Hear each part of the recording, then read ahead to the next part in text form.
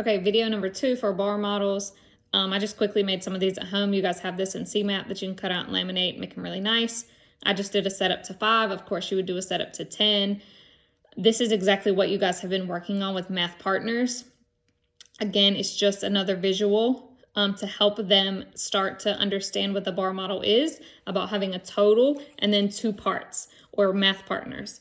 So you could do this really quickly as a daily routine to warm up. You know, my total is 5. Can you name 2 Math Partners?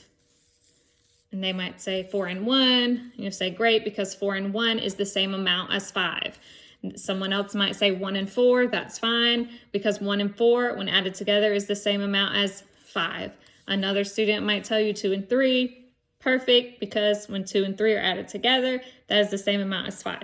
And then, of course, you can do it reverse ways. So you guys put down some Math Partners, and then they tell you the total. 1 and 4 added together is the same amount as 5. Of course, bring in other numbers. You can bring in an 8 and do the Math Partners for those, all the way up to 10.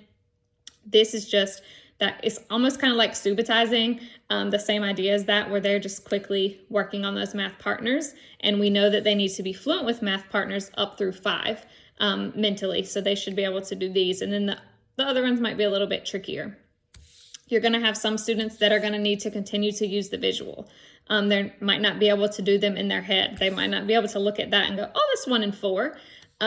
They might have to actually use the manipulatives, place them, and see which ones fit together to be 4. And that's okay. So this can be used as a scaffold as well for the students that are really struggling with their fluency with these.